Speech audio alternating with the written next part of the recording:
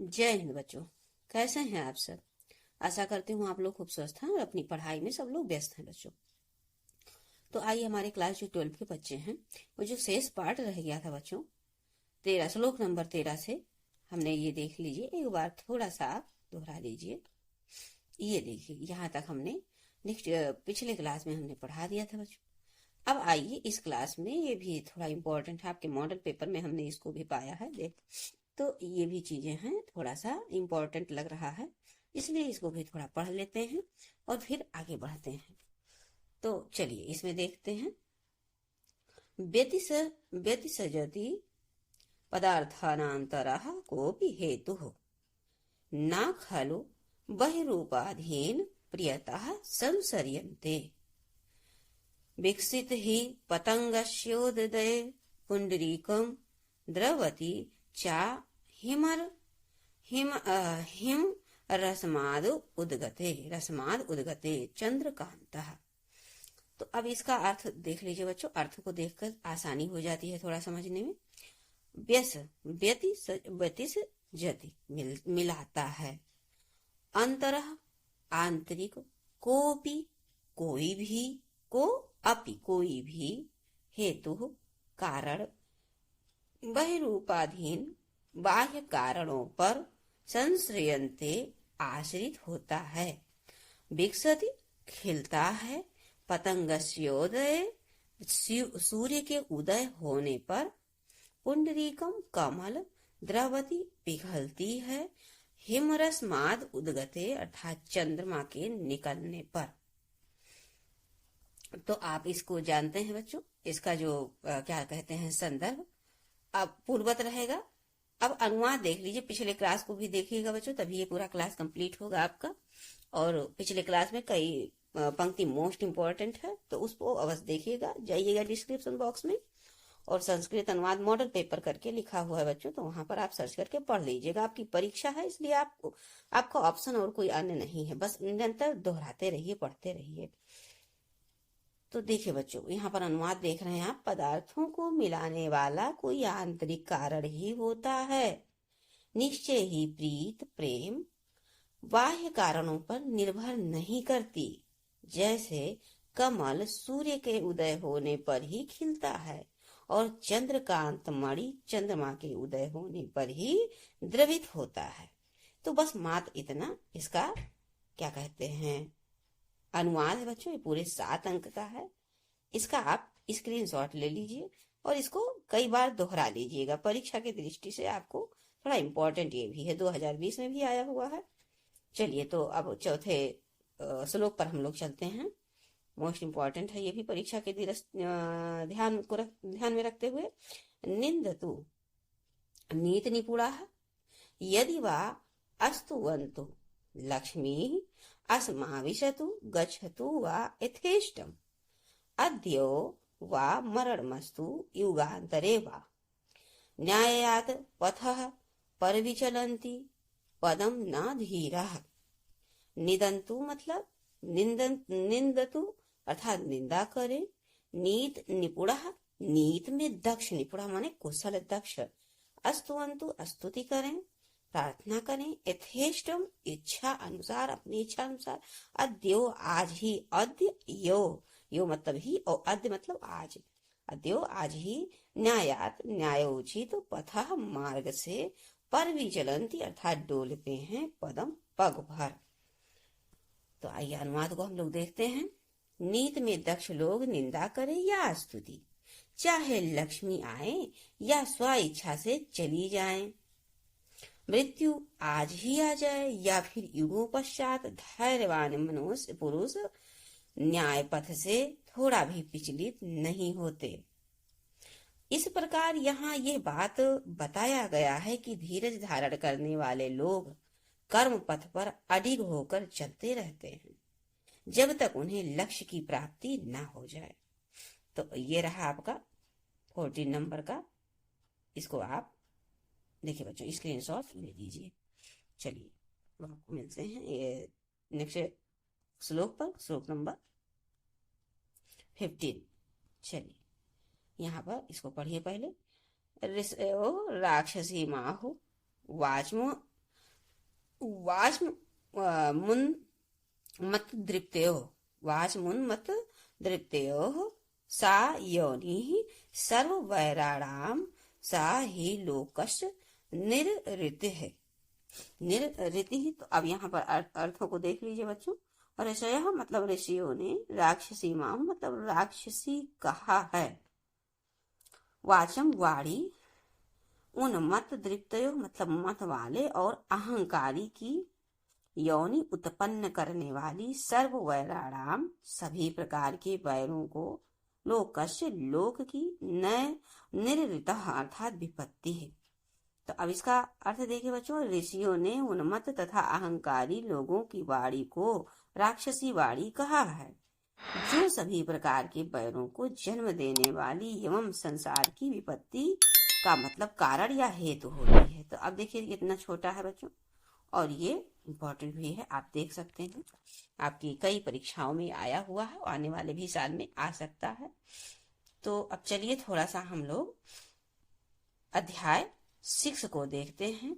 महामना मालवीय, महामना मालवीय के बारे में इसमें पढ़ेंगे। इम्पोर्टेंट है बच्चों, ये पूरे 7 अंक का है, इस पर ध्यान दीजिएगा। थोड़ा सा यहाँ पर छोटा है तो हम थोड़ा बड़ा करते हुए पढ़ेंगे और इसके अर्थ को देखेंगे, और आप भी ऐसे स्क्रीनशॉट लेके इसको दोहरा लीजिएगा बच्चों। चलिए अब देखते हैं महामना मालवीय के बारे में। महामनस्विना मदन मोहन मालवीयस्य जन्म पर्यागे प्रतिष्ठति परिवारे भवत। अस्य पिता पंडित ब्रजनाथ मालवीय, पिता का नाम ब्रजनाथ मालवीय, संस्कृतस्य सम्मान्यः विद्वान आसीत्, संस्कृत के सम्मानीय विद्वान थे।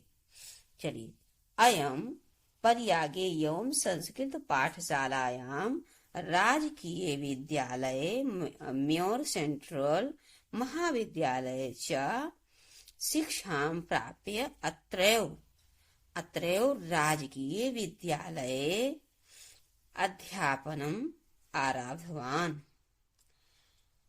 अब थोड़ा सा देखिए बच्चों, थोड़ा सा टाइम लगता है, लेकिन आप ध्यान से सुनिए। युवकः मालवीयः स्वकीयेन प्रभावपूर्ण भाषणेन जनानां मनांसि अमोहयत्। अतः अस्य सुहृदः तं पाण्डिवाक पदवीं प्राप्य देशस्य श्रेष्ठतरां सेवां कर्तुम्। चलिए अब यहाँ पर फिर थोड़ा सा ये प्रेरितवन्तः तदनुसारम् अयं विधि परीक्षाम् उत्तीर्य पर्यागस्थे उच्च न्यायालये प्राडिवाक कर्म कर्तुमारभत विधेः प्रकृष्ट ज्ञानेन मधुर आलापेन उदार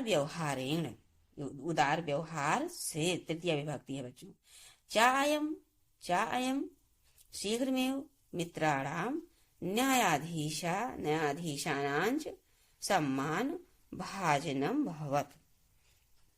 तो थोड़ा देखिए, पर्यागे अर्थात पर्याग में बच्चों सप्तमी विभक्ति लगा है, पर्याग में प्रतिष्ठित अर्थात सम्मानित, सम्मान्य तो सम्माननीय, प्राप्त करके, आरब्धवान अर्थात प्रारंभ किया, अमोहयत मतलब मोह लिया, अमोहयत मतलब मोह लिया। थोड़ा सा यहाँ पर देखिए बच्चों, प्राड्युवाक पदवी मतलब वकील की पदवी, प्राड्युवाक कर्म वकालत, विधे अर्थात कानून, न्यायाधीशानांच अर्थात और न्यायाधीशों के। तो अब इसके अनुवाद को हम लोग समझ लेते हैं। उससे पहले हम लोग संदर्भ देखेंगे बच्चों कि प्रस्तुत गद्यांश हमारी पाठ्य पुस्तक संस्कृत के महामना मालवीय पाठ से उद्धृत है। ये एक लाइन बच्चों पूरे 2 नंबर की है। आप समझ रहे हैं इसके महत्व को। आप अगर लेसन पढ़े रहेंगे, समझे रहेंगे, तभी उस समय दिमाग में आएगा कि हाँ ये कौन सा पाठ है, किस पाठ से लिया गया है और इसमें क्या कहा गया है। तो चलिए अनुवाद देख लेते हैं। महामना मदन मोहन मालवीय का जन्म प्रयाग इलाहाबाद के एक प्रतिष्ठित परिवार में हुआ था। इनके पिता पंडित ब्रजनाथ मालवीय थे, संस्कृत के माननीय विद्वान थे। इन्होंने प्रयाग में ही संस्कृत पाठशाला, राजकीय विद्यालय तथा म्योर सेंट्रल महाविद्यालय में शिक्षा प्राप्त करके वहीं प्रयाग में ही राजकीय विद्यालय में अध्यापन पढ़ाना प्रारंभ किया। युवा मालवीय ने अपने प्रभावपूर्ण ओजस्वी भाषण से लोगों का मन मोह लिया करते थे, अर्थात मोह लेते थे। अतः इनके शुभचिंतक को ने इन्हें अधिवक्ता वकील की पदवी प्राप्त कर राष्ट्र की श्रेष्ठतम सेवा करने के लिए प्रेरित किया। अब थोड़ा सा यहाँ पर उसी के अनुसार इन्होंने विधि कानून की परीक्षा उत्तीर्ण कर प्रयाग स्थित उच्च न्यायालय में वकालत प्रारंभ कर दी। विधि के उत्कृष्ट ज्ञान मृदु वार्तालाप तथा अपने उदार व्यवहार से ही शीघ्र ही ये मित्रों एवं न्यायाधीशों के सम्मान के पात्र बन गए। तो ये रहा बच्चों आपका, इसको आप स्क्रीनशॉट लेके और बस इसी तरह से थोड़ा सा मोबाइल में बड़ा करते हुए इसको दोहराते रहिएगा। लिखने पर समय ना वेस्ट कीजिएगा, बस जितनी बार हो सके 2 से 3 बार इसको सुन लीजिए, उसके बाद स्क्रीनशॉट लेके बस रिवीजन करते रहिए मल्टीपल टाइम, जितना मैक्सिमम बार आप इसको पढ़ सकें उतना पढ़ते रहिएगा। और ये मालवीय मदन मोहन मालवीय का पाठ है बच्चों, तो इम्पोर्टेंट आप समझिए इसको, और इसको आपकी परीक्षा में देखने को मिल सकता है, इसमें कोई ना कोई गद्यांश। तो चलिए देखते हैं। महापुरुषा लौकिक परलोभनेषु बद्धाः नियत लक्ष्यान् कदापि भ्रश्यन्ति। देश सेवा अनुकरत्योऽयम् इव उच्च न्यायालयस्य परिधौ स्थातुं न शक्नोत पंडित। अब यहाँ पर देखिए, मोतीलाल नेहरू, लाला लाजपत राय प्रभृति भी अन्य राष्ट्र नायके सह सोपि सदस्य स्वतंत्रता संग्रामे अवतीर्णः देहल्यां त्रयोविंशतित में। अब यहाँ पर देखिए, कांग्रेस के अधिवेशन में अध्यक्ष पदम अलंकृतवान, मतलब कांग्रेस के अधिवेशन में अध्यक्ष के पद पर अलंकृत हुए। रोलेक्ट एक्ट इत्याख्यस्य विरोधस्य ओजस्वी भाषणं श्रुत्वा आंग्ल शासकः भीतः जातः बहुवारम्। अब थोड़ा सा ये देखिए बच्चों, यहाँ से कारागरे निक्षिप्तोऽपि अयं वीरः देश सेवाव्रतं न त्यज्यति। तो अभी देखिए यहाँ पर बच्चों, महापुरुष अर्थात महान पुरुष लौकिक सांसारिक परलोभनेश, मतलब प्रलोभन में सप्तमी विभक्ति बहुवचन, वधा बध कर या फंस कर, नियत लक्ष्यान मतलब नियम, लक्ष्यान अर्थात नियम, ये देखिए निश्चित लक्ष्य से नहीं, भ्रंशयति विचलित होते हैं, देश सेवा अनुरक्तोयम अर्थात देश सेवा में अनुरक्त ये है, परिधौ सीमा में, परिध में अपने सीमा में, भीता जाता अर्थात भयभीत हो गए। तो ये रहा शब्दों के अर्थ बच्चों। अब थोड़ा सा आप जानते हैं श्लोक को, जो एक लाइन का है, क्या कहते हैं, मदन मोहन मालवीय पाठ से उद्धृत है, संस्कृत खंड से लिया गया है। इस तरह से आप लिख लेंगे। अब देखिए अनुवाद इसका। महापुरुष संसारिक प्रलोभनों में फंसकर निश्चित लक्ष्य से कदापि विचलित नहीं होते। राष्ट्र सेवा में लीन यह युवक उच्च न्यायालय की सीमा में नहीं बंध सका, पंडित मोतीलाल नेहरू, लाला लाजपत राय जैसे अन्य राष्ट्र नायकों सहित ये भी देश के स्वतंत्रता संग्राम में कूद पड़े, अर्थात अपने जो क्या कहते हैं वकालत की पदवी को छोड़कर स्वतंत्रता संग्राम में ये लग गए। दिल्ली में कांग्रेस के 23वें अधिवेशन में इन्होंने अध्यक्ष पद को सुशोभित किया। रोलिफ्ट एक्ट के विरोध में इनके ओजस्वी भाषण को सुनकर अंग्रेज शासक भयभीत हो उठे। कई बार जेल जाने के पश्चात भी इस वीर ने राष्ट्र सेवा व्रत का त्याग नहीं किया। तो देखिए बच्चों, ये बहुत इंपॉर्टेंट है। थोड़ा सा यहाँ से आप इसका स्क्रीनशॉट ले लीजिए। चलिए आपको ले चलते हैं नेक्स्ट पंक्ति में। नेक्स्ट गद्यांश को देखते हैं। हिंदी संस्कृतांग भाषासु, मतलब हिंदी संस्कृत आंग्ल भाषासु अस्य समानः अधिकारः आसीत्। हिंदी हिंदू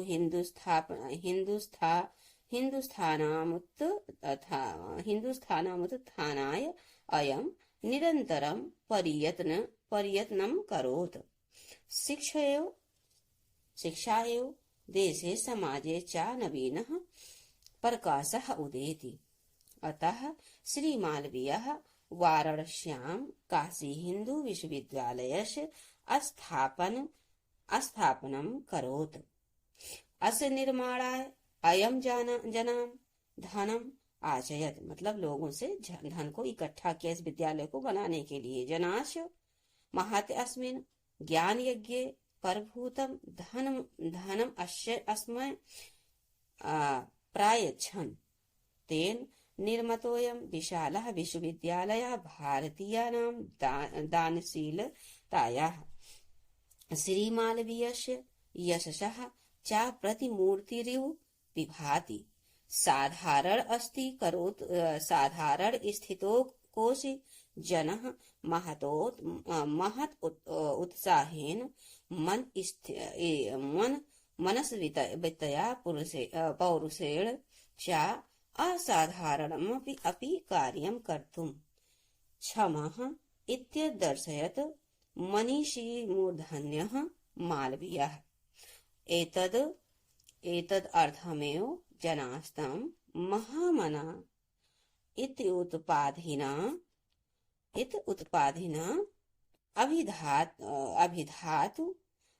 अभिधातुमारब्धवन्तः। उत्थान के लिए अयम इसने निरंतरम अर्थात लगातार शिक्षा से ही नवीना नया उदेति उदय होता है। परभूतम बहुत सा, प्रायच्छन दिया, प्रतिमूर्तिरिव प्रतिकृति सा। साधारण स्थिति अर्थात कोशि साधारण स्थिति वाला भी। अभिधातुमारब्धवन्तः मतलब संबोधित करना प्रारंभ कर दिया। तो अब यहाँ पर थोड़ा सा अनुवाद को भी हम लोग देख लेते हैं। चलिए, इन्हें हिंदी संस्कृत एवं अंग्रेजी भाषाओं पर समान अधिकार था। इन्होंने अर्थात ये हिंदी संस्कृत अंग्रेजी कई प्रकार की भाषाओं को जानते थे। इन्होंने हिंदी हिंदू एवं हिंदुस्तान के उत्थान के लिए निरंतर प्रयत्न किया। शिक्षा से ही राष्ट्र तथा समाज में नव प्रकाश का उदय होता है। इसलिए श्री मालवीय जी ने वाराणसी अर्थात बनारस में काशी हिंदू विश्वविद्यालय की स्थापना की। इसके निर्माण के लिए इन्होंने लोगों से धन मांगा। इस महाज्ञान यज्ञ में लोगों ने इन्हें पर्याप्त धन दिया। उससे निर्मित विशाल विश्वविद्यालय भारतीयों की दानशीलता तथा श्री मालवीय जी की यश अर्थात ख्याति की प्रतिमूर्ति के रूप में शोभायमान है। विद्वानों में श्रेष्ठ मालवीय जी ने यह दिखा दिया कि साधारण स्थिति वाला भी महान उत्साह, विचारशीलता तथा पुरुषार्थ से असाधारण कार्य करने में सक्षम होता है। इसलिए लोगों ने इन्हें महामना उपाधि से संबोधित करना आरंभ कर दिया। तो अब इसका भी आप स्क्रीनशॉट ले लीजिए बच्चों। थोड़ा सा यहाँ पर पहले कंप्लीट कर दें। हाँ, थोड़ा छोटा होगा। आप इसका स्क्रीनशॉट लेके इसे बड़ा करते हुए मोबाइल में पढ़ते जाइएगा, दोहराते जाइएगा। चलिए बच्चों, तो आपको मिलते हैं फिर नेक्स्ट क्लास में। वीडियो बहुत लंबा नहीं करना है, फिर नेक्स्ट क्लास से हम आपको यहाँ पर लेके चलेंगे। ये देखिए, जयंती ते महाभागा जन सेवा प्रायणः। तो अब हम मिलते हैं बच्चों आपको नेक्स्ट क्लास में। तब तक के लिए बस आप निरंतर पढ़ते रहिए, दोहराते रहिए, बस पढ़ते ही रहिए। मिलते हैं बच्चों नेक्स्ट क्लास में। जय हिंद, जय हिंद।